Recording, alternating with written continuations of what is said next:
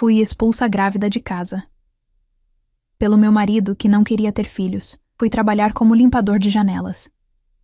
Em um lava-jato. Mas um dia, ouvi uma conversa estranha em um carro de luxo. Agora! Agora! Eu não quero mais olhar na sua cara! O grito foi seguido pelo som estrondo da porta de madeira maciça batendo na minha frente. O barulho foi tão alto que senti o chão tremer sob meus pés descalços. Segundos depois, a janela do segundo andar se abriu, e sacos de lixo pretos começaram a cair, um após o outro, estourando na calçada molhada e espalhando minhas roupas na lama. A chuva caía grossa e gelada, misturando-se com as lágrimas quentes que escorriam pelo meu rosto. Eu estava ali, parada no meio da rua deserta, vestindo apenas um pijama fino, tremendo, de frio e de choque. Abracei minha própria barriga, num instinto de proteção, enquanto a água encharcava meu cabelo e colava o tecido no meu corpo. Por favor, Ricardo, abre a porta. Eu gritei, minha voz falhando pelo choro. Está chovendo muito. Eu não tenho para onde ir. A cortina da sala se mexeu. Eu vi o rosto dele, o homem com quem eu fui casada por 3 anos, o homem que eu amava. Ele me olhava com um desprezo que eu jamais imaginei ver em seus olhos. Ao lado dele, apareceu a silhueta da mãe dele, minha sogra, com os braços cruzados e um sorriso triunfante no rosto. A luz da varanda se apagou, mergulhando a frente da casa na escuridão. Eles tinham me deixado ali, como se eu fosse um animal indesejado. Como minha vida tinha virado aquele pesadelo em questão de horas, tudo o que eu queria naquela noite era fazer uma surpresa. A tarde tinha começado mágica. Eu estava me sentindo um pouco enjoada há dias, e minha menstruação estava atrasada. Quando fiz o teste de farmácia e vi aquelas 2 linhas cor-de-rosa, meu coração quase explodiu de alegria. Eu sempre sonhei em ser mãe. Imaginei que Ricardo, apesar de focado no trabalho, sentiria a mesma emoção ao saber que uma parte dele crescia dentro de mim. Preparei o jantar favorito dele. Coloquei uma toalha bonita na mesa, acendi velas. Eu queria que fosse perfeito. Quando ele chegou do escritório, parecia estressado, reclamando de números e investidores, mas eu sorri, tentando aliviar o clima. Amor, tenho um presente para você, eu disse, entregando a caixinha de veludo onde coloquei o teste positivo. Ele abriu a caixa. O silêncio que se seguiu durou uma eternidade. Eu esperava um sorriso, um abraço, talvez lágrimas de emoção, mas o que vi foi o rosto dele ficando vermelho, as veias do pescoço saltando. O que é isso, Débora? Ele perguntou, a voz baixa e perigosa. Vamos ter um bebê. Respondi, ainda tentando manter a alegria, embora o medo começasse a surgir. Ricardo jogou a caixa contra a parede com toda a força. O barulho de plástico quebrando me fez dar um pulo na cadeira. Você ficou louca? Ele berrou, levantando-se da mesa. Nós tínhamos um acordo. Nada de filhos agora. Eu estou no momento mais crucial da minha carreira. Você fez isso de propósito, não fez? De propósito? Ricardo, aconteceu. É uma bênção. Tentei argumentar, me levantando para acalmá-lo. Bênção? Isso é um golpe. Ele apontou o dedo na minha cara. Você quer me prender. Você quer garantir sua vida mansa às minhas custas. Eu não vou cair nessa. Você vai tirar isso agora. Amanhã mesmo você vai resolver esse problema. Eu recuei, chocada. Nunca. Respondi firme, protegendo meu ventre. É o nosso filho. Eu jamais faria isso. Foi a gota d'água. Ricardo pegou o telefone e ligou para a mãe dele. Venha aqui agora. A Débora tentou me dar um golpe. Foi o que ele disse. Não demorou 20 minutos para ela chegar. Minha sogra nunca gostou de mim. Ela sempre achou que eu era pouco para o filho dela, que eu vinha de uma origem muito humilde. Assim que entrou, nem me cumprimentou. Foi direto ao Ricardo, que contava uma versão distorcida da história. Eu avisei meu filho, ela disse, olhando para mim com nojo. Essas mulherzinhas são assim.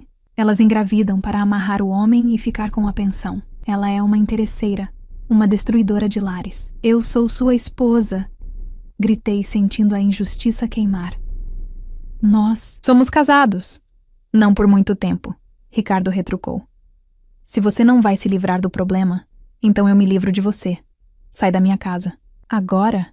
Está chovendo, implorei. Ricardo, por favor, vamos conversar com calma amanhã. Mas não houve conversa. Eles subiram as escadas. Ouvi barulhos de gavetas sendo arrancadas. Eles pegaram tudo o que era meu e enfiaram em sacos de lixo. Quando desceram, Ricardo agarrou meu braço. Não houve agressão física direta, mas a força com que ele me guiou até a porta, a frieza do toque, doeu mais do que qualquer tapa. Meus documentos, minha bolsa, pedi, tentando voltar. Fica como garantia para você não roubar nada, disse a sogra bloqueando a passagem. Suma daqui. E então, eu estava lá fora, na chuva. Voltei para a realidade da rua escura. Tentei recolher algumas roupas da lama, mas estavam encharcadas e pesadas. Meus pés doíam no asfalto frio. Eu não tinha celular, não tinha dinheiro, tinha identidade. Apenas a roupa do corpo e a vida que crescia dentro de mim. Comecei a andar, não sabia para onde estava indo. Só sabia que precisava sair dali antes que as luzes da vizinhança começassem a acender e os vizinhos me vissem naquela situação humilhante. A cada passo, eu soluçava. Como eu ia sobreviver? Como eu ia cuidar de um bebê? Eu não tinha família naquela cidade. Tinha largado meu emprego antigo para cuidar da casa a pedido do Ricardo. Eu não tinha nada. Caminhei por horas. A chuva diminuiu para uma garoa fina, mas o frio aumentou.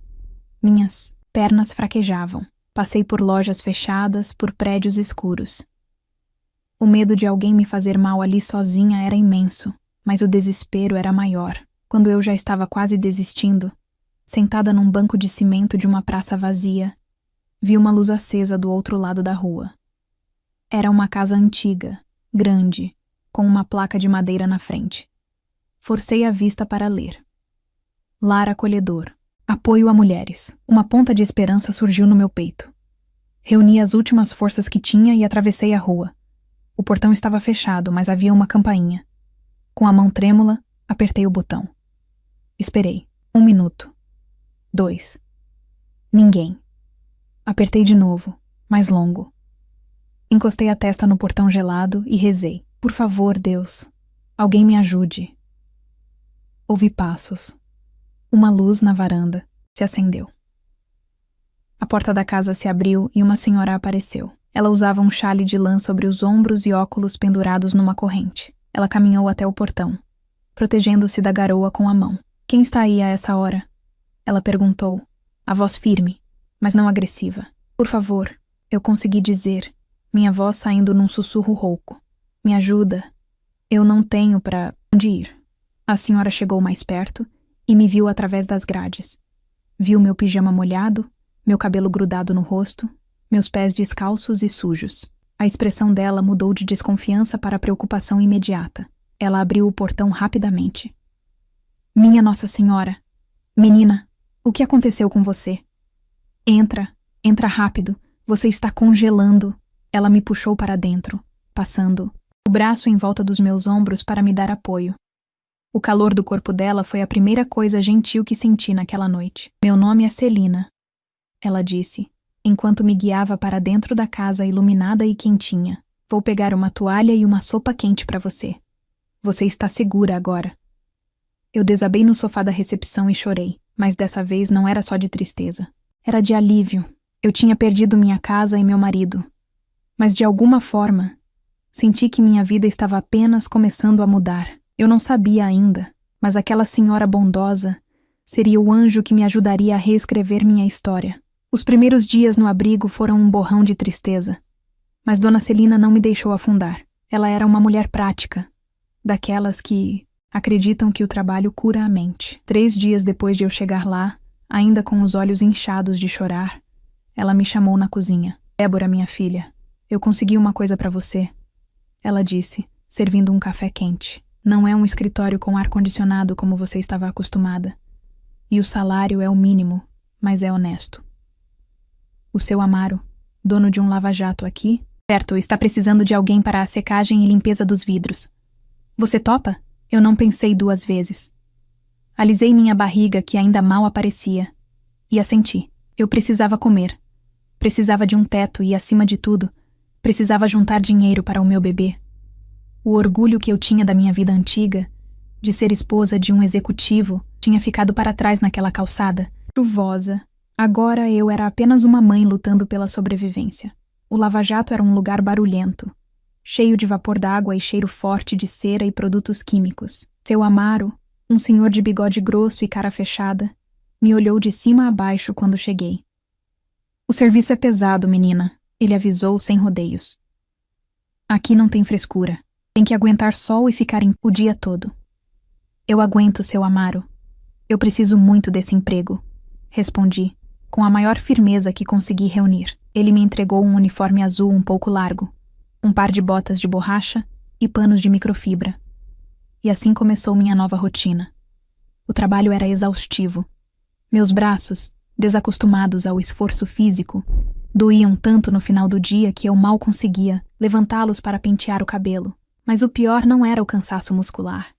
Eram os enjoos. A gravidez avançava e, com ela, vinham as náuseas matinais que duravam o dia todo.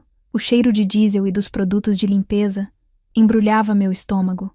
Muitas vezes, eu tinha que correr para o banheiro químico nos fundos, lavar o rosto com água fria, respirar fundo e voltar a sorrir para os clientes como se nada estivesse acontecendo. E os clientes, essa era a parte que mais feria minha alma. Eu me lembro de uma tarde de terça-feira. O sol estava escaldante. Um carro esportivo vermelho encostou. O motorista, um rapaz jovem com óculos escuros caros, nem sequer baixou o vidro quando eu perguntei se ele queria a cera especial. Ele apenas fez um gesto de dispensa com a mão, sem olhar para mim. Eu limpei aquele carro com todo o capricho. Deixei os vidros invisíveis de tão limpos. Quando terminei, ele abriu a porta, inspecionou o trabalho procurando falhas e, não encontrando nenhuma, tirou uma moeda do bolso. "Toma aí para o café", ele disse, e soltou a moeda. Ele não colocou na minha mão. Ele soltou no ar. A moeda caiu no chão molhado, cheio de espuma suja, perto da minha bota. Ele entrou no carro e arrancou, acelerando forte. Eu fiquei ali, parada, sentindo o rosto queimar de vergonha. Meus colegas de trabalho viram. Senti uma lágrima escorrer, mas engoli o choro. Abaixei-me, peguei a moeda do chão, limpei no meu avental e guardei no bolso. Era dinheiro. E dinheiro comprava fraldas. Meu orgulho não podia ser maior que a necessidade do meu filho. Mas nem tudo era escuridão. Seu Amaro, apesar da cara fechada, via tudo. Certo dia, o enjoo veio muito forte. Tive uma tontura enquanto secava o teto de uma caminhonete alta e precisei me apoiar na lataria para não cair. Achei que seu Amaro ia brigar, dizer que eu estava fazendo corpo mole, mas ele se aproximou, tirou o pano da minha mão e apontou para um banquinho de madeira na sombra, onde ficava o garrafão de água. "Senta ali, Débora", ele ordenou. "Não precisa, seu Amaro. Eu já estou melhor. Eu só..." Tentei argumentar, com medo de ser demitida. "Senta", ele insistiu, mas o tom era mais suave. "Descansa uns 15 minutos. Bebe uma água. Ninguém aqui é máquina. Eu vejo como você se esforça, menina. Mais do que muito marmanjo que trabalha aqui. Cuida dessa saúde." Aquele gesto simples de humanidade me deu forças para continuar. Seu Amaro passou a me deixar fazer pausas estratégicas e até me dava um lanche extra na hora do almoço, dizendo que sobrou e ia pro lixo. Mas eu sabia que ele comprava a mais de propósito. Com o primeiro salário, tomei uma decisão importante. Saí do abrigo da dona Celina. Encontrei um quartinho nos fundos da casa de uma senhora simpática no bairro vizinho. Era minúsculo. Cabia apenas uma cama de solteiro e um fogãozinho de 2 bocas que a dona da casa me emprestou. As paredes eram descascadas e o chão era de cimento queimado. Mas era meu. Era o meu lar. Naquela primeira noite sozinha, deitada na cama simples, tirei do bolso uma sacola plástica. Dentro havia um par de meias amarelas minúsculas. Foi a primeira coisa que comprei. Coloquei as meias em cima da minha barriga e conversei com meu bebê. "Nós vamos conseguir", sussurrei no escuro. "A mamãe vai trabalhar duro. Você vai ter tudo, meu amor. Ninguém vai nos humilhar nunca mais." Os meses se passaram. Minha barriga começou a ficar evidente, mas o uniforme largo disfarçava bem. Eu continuei no lava-jato, economizando cada centavo, comendo o básico para garantir que sobrasse dinheiro para o enxoval. Foi numa tarde de quinta-feira que tudo mudou novamente. O lava-jato estava cheio. Mas, de repente, o movimento parou quando um carro preto, enorme e blindado, entrou na rampa. Era um daqueles sedãs de luxo, importados que custam mais que uma casa. Carros assim exigiam cuidado redobrado. Seu Amaro fez sinal para mim. Débora, assume esse aí. Quero os vidros impecáveis. O dono é chato. Peguei meu balde e meus panos e fui. O carro era intimidador. Comecei pelos vidros traseiros. O motor estava ligado, mantendo o ar-condicionado funcionando lá dentro, o que era comum com clientes. Hippies que não gostavam de descer no calor. Enquanto eu passava o pano com sabão no vidro traseiro esquerdo, percebi que a janela não estava totalmente fechada. Via uma fresta de 2 dedos, provavelmente deixada aberta por descuido ou para entrar algum som externo, já que o rádio lá dentro estava desligado. Eu estava concentrada em tirar uma mancha de gordura perto da calha da janela quando ouvi vozes vindas de dentro. Eram vozes masculinas, graves e tensas. Normalmente, eu ignoraria. A regra era clara. O que acontece no carro do cliente, fica no carro do cliente. Mas algo no tom daquela conversa fez os pelos do meu braço se arrepiarem. O prazo é curto, você sabe disso. Se não transferirmos até sexta-feira, o Banco Central vai bloquear, disse. Uma voz rouca, desconhecida. Eu congelei. Continuei passando o pano no mesmo lugar, devagar, tentando fazer o mínimo de barulho possível.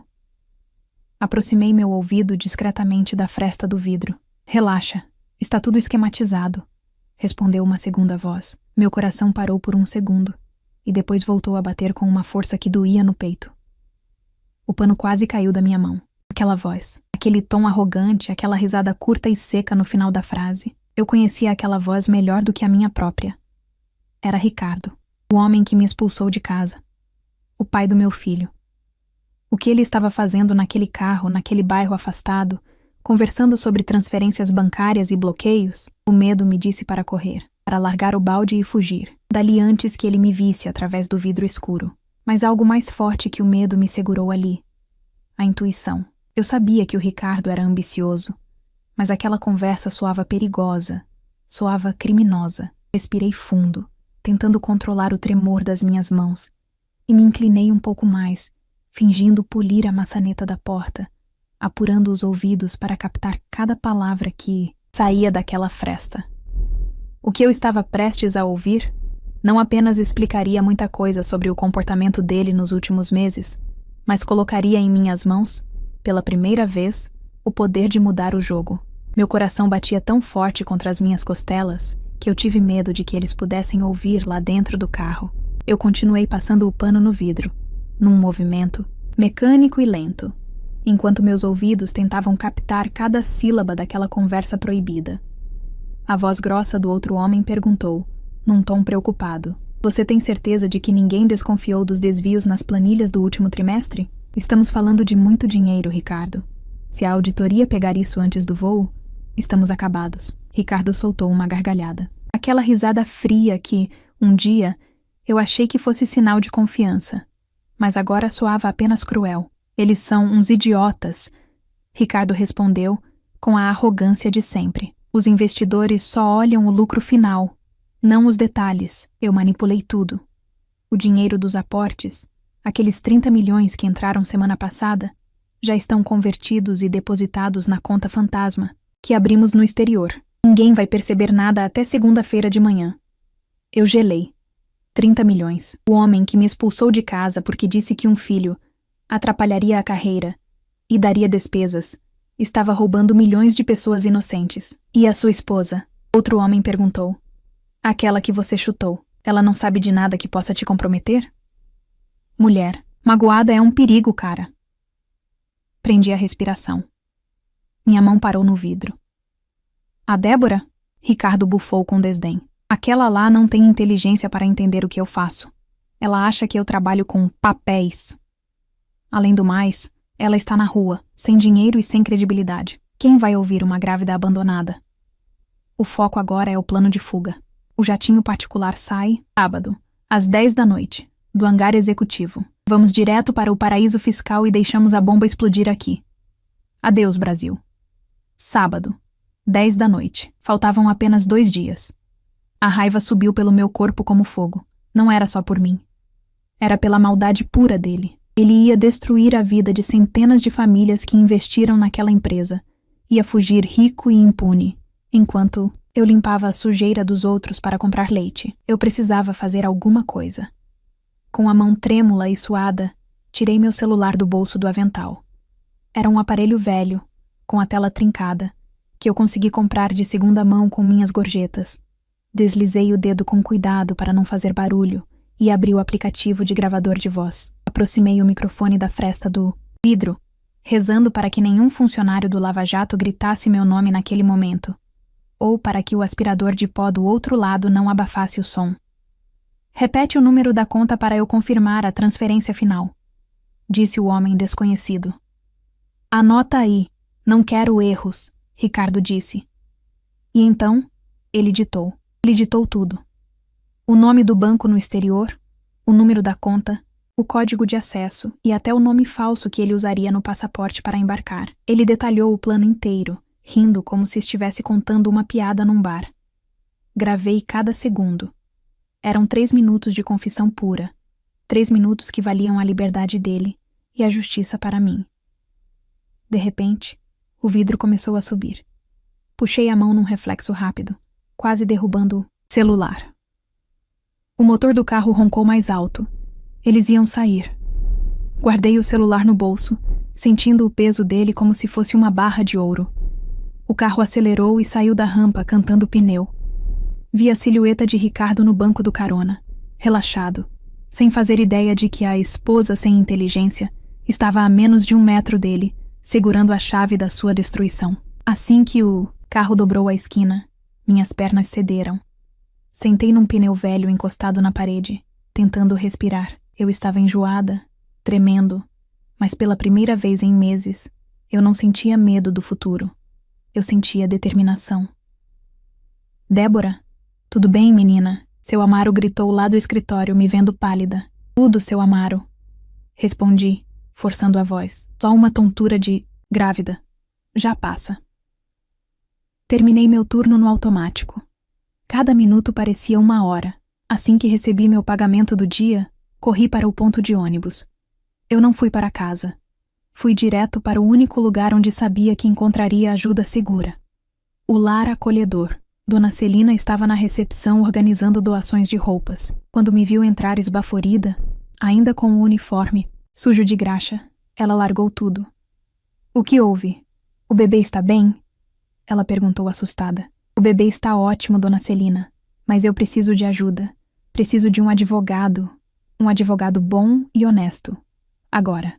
Dona Celina me olhou nos olhos e viu que eu não estava brincando. Ela não fez perguntas desnecessárias. Pegou o telefone e ligou para um antigo voluntário do abrigo. Doutor Cláudio, é a Celina. Preciso que o senhor venha aqui. É urgente.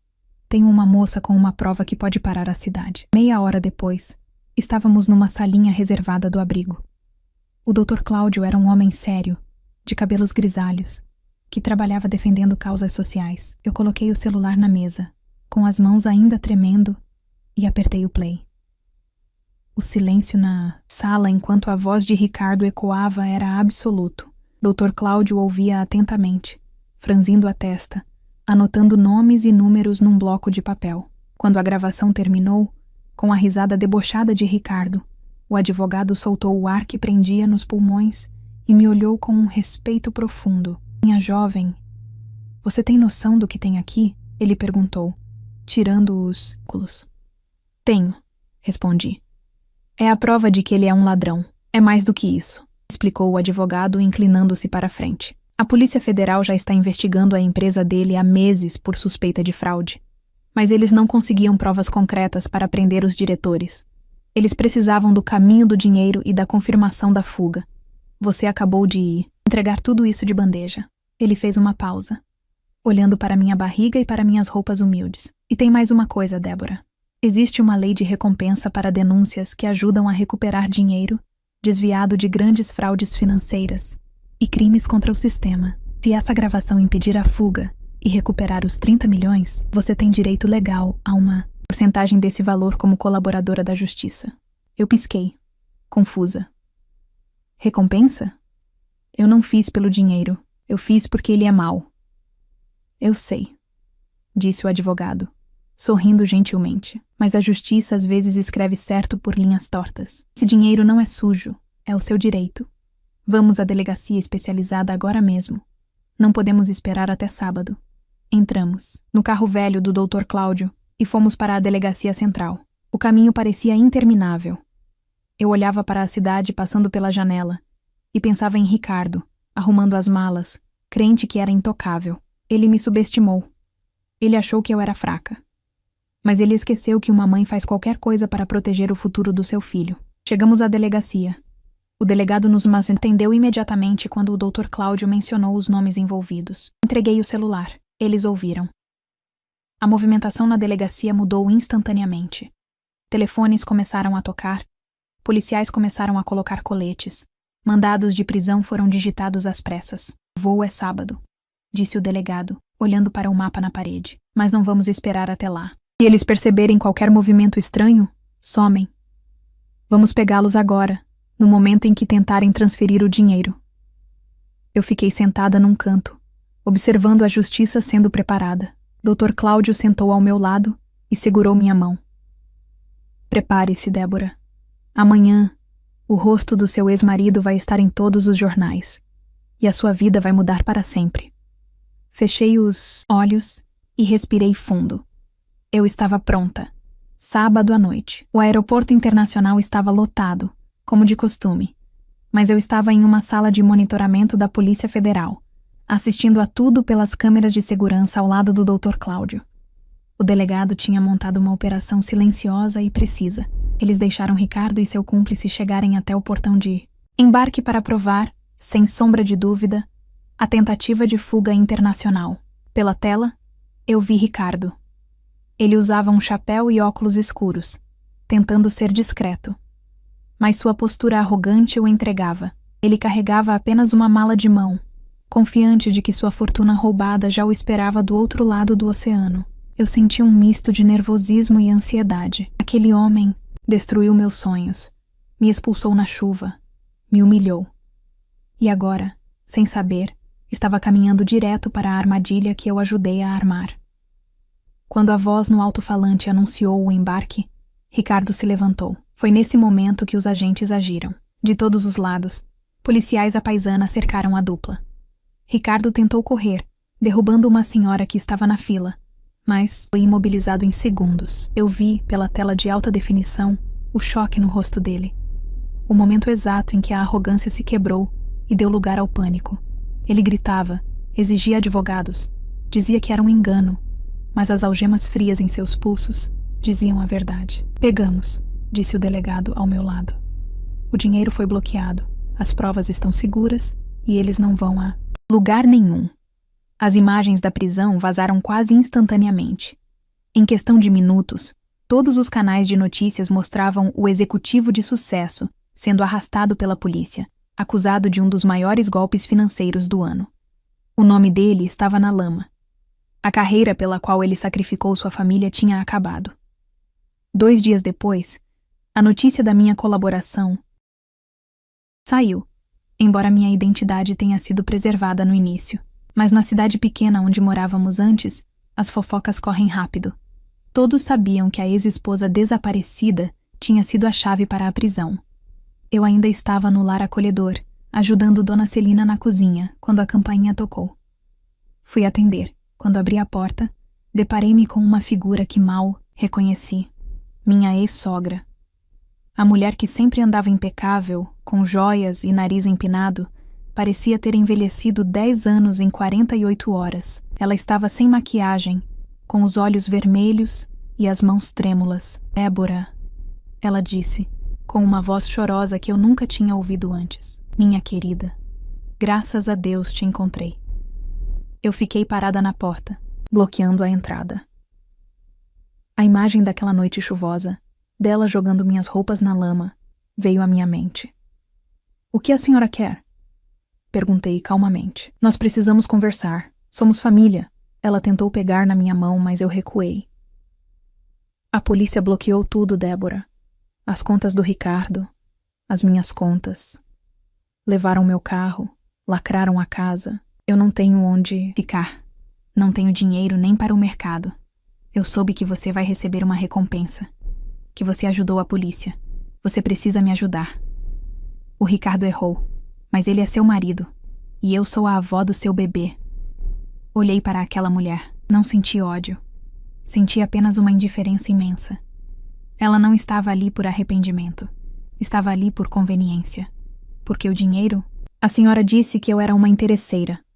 Respondi com a voz firme. Disse que eu queria dar o golpe. Agora, quem está pedindo dinheiro é a senhora. Débora, por favor, tenha piedade. Eu estou na rua. Eu também estive na rua naquela noite. Lembrei a ela. E a senhora riu enquanto eu me molhava na chuva. Mas e o bebê? É meu neto. Ela apelou. Pousei a mão na minha barriga. Este bebê não tem pai e não tem avó paterna. Ele tem mãe. E tem uma família de verdade aqui dentro, que me acolheu quando vocês me jogaram fora. Sem dizer mais nada, comecei a fechar a porta. Débora, não faça isso! Ela gritou desesperada. Fechei a porta suavemente. O clique da fechadura foi o som final daquela parte triste da minha vida sendo encerrada para sempre. Semanas depois, a recompensa foi liberada. O valor era alto, muito mais do que eu jamais sonhei ter. Era o reconhecimento legal pela recuperação dos 30 milhões dos investidores. A primeira coisa que fiz foi comprar uma casa. Não uma mansão fria como a de Ricardo, mas uma casa ampla, com jardim, janelas grandes e muita luz num bairro tranquilo. Mas eu não queria parar de trabalhar. O trabalho tinha me salvado. Usei parte do dinheiro para abrir meu próprio negócio. Uma empresa de estética automotiva e limpeza detalhada, mas com um diferencial. Eu só contratava mulheres. Mulheres que, como eu, precisavam de uma segunda chance. Mães solteiras, vítimas de violência ou que moravam em abrigos. Dona Celina se tornou minha sócia e braço direito. O negócio prosperou. A dedicação da nossa equipe era incomparável. E logo tínhamos filas de clientes. No final daquele ano, Aurora nasceu. Ela não veio ao mundo numa noite triste e solitária. A sala de parto estava cheia de amor. Dona Celina segurava minha mão, e minhas amigas do trabalho e do abrigo estavam lá fora, esperando com flores e balões. Quando olhei para o rostinho da minha filha, saudável e rosada, soube que tinha vencido. 5 anos se passaram. Era uma manhã de domingo ensolarada. Eu estava na varanda da minha casa, sentada na minha poltrona favorita, tomando um café fresco. O jardim estava florido, e eu podia ouvir as risadas de Aurora correndo pelo gramado com nosso cachorro. A televisão na sala estava ligada no noticiário local. A repórter anunciava a transferência de presos para uma penitenciária de segurança máxima no interior do estado. Entre os transferidos está Ricardo, disse a repórter. As imagens mostraram uma fila de detentos entrando num ônibus blindado. A câmera deu um close no rosto de um homem magro, careca, com a expressão abatida e derrotada. Era ele. Ricardo parecia um fantasma do homem que um dia foi. Ele olhou para a câmera por um segundo e havia apenas vazio nos olhos dele. Ele perdeu tudo. O dinheiro, a liberdade, a reputação e a família que poderia ter tido. Olhei para o jardim. Mamãe, olha a borboleta! Aurora gritou, correndo até mim com seus cachinhos dourados balançando ao vento, os olhos brilhando de felicidade. Sorri, peguei minha filha no colo e dei um beijo estalado na bochecha dela. O homem na televisão era apenas um estranho, uma lembrança ruim que não doía mais. É linda, filha, respondi, abraçando-a forte. Eu tinha construído meu império, não com trapaças ou mentiras, mas com coragem e amor. A melhor resposta que eu poderia dar ao mundo era aquela. A minha felicidade e a paz de saber que eu e minha filha éramos completas, sozinhas e vitoriosas. Desliguei a TV com o controle remoto, deixando a imagem de Ricardo desaparecer na tela preta, e voltei a brincar com minha filha sob o sol da manhã.